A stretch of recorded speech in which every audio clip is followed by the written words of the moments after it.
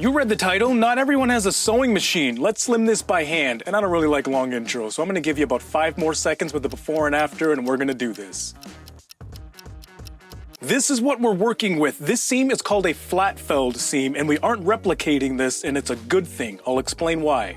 Flat-felled seams will sit flat when they're on the side of your body, hence the name, but they will not sit flat when you're trying to sew them. They're gonna make a triangle. So when you're measuring, make sure it's either facing down or up and measure accordingly, and then do the opposite on the other side of your shirt. For instance, if it's down on one side, it's gonna be up on the other. Also, patterned shirts like this, the patterns aren't gonna match up. It comes from the store like this, and it's totally normal. Put safety pins where you want that new seam to be, and have somebody help you if you have friends, unlike me. And do your best to make sure that those safety pins are even on both sides too, and by that I mean make sure that each one has a corresponding pin on the other side of your garment. Pin up those sleeves there too if you're gonna do those. See how you feel about the fit. My God, my pants are really tight. And move and flex and bend and make sure that you're gonna maintain the proper range of motion in your shirt. Make sure the fabric between your safety pins are flat and that there aren't any wrinkles inside of there at all. And if there are, we'll get rid of them. Go ahead and figure out the measurements to make sure that they're accurate.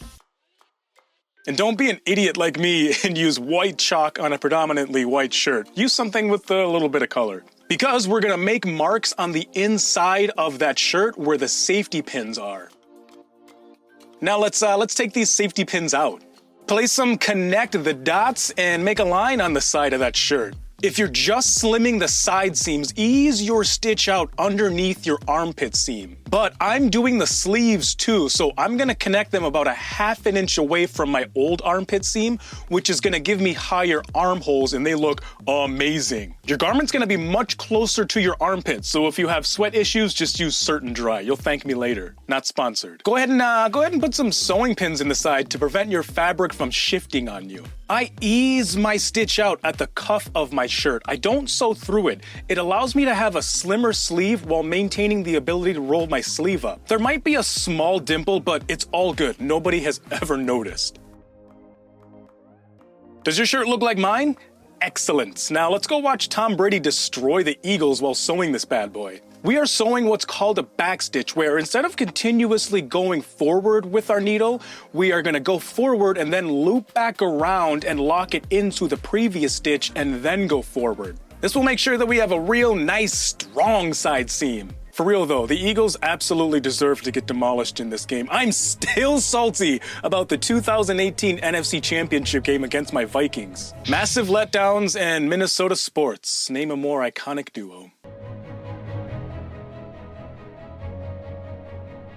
This is our finished backstitch, and it's not going to be glamorous. Don't beat yourself up over this. I'm not perfect at this either. I miss stitches, but we are looking for structural integrity, not beauty. Because on the outside, where it counts, your stitch is gonna be really strong and tight, and it's gonna look great. We are gonna use some pinking shears to finish this off, which will cut a zigzag pattern in the side, preventing it from fraying on us. So leave about 5/8 of an inch or 1.5 centimeters of fabric when you cut. Holy smokes. This shirt looks so much better. Let's go pair it with a slim fit sweater. Every step, it's only 2 minutes long and it's in the end card. I'll see you over there. SD out. Deuces.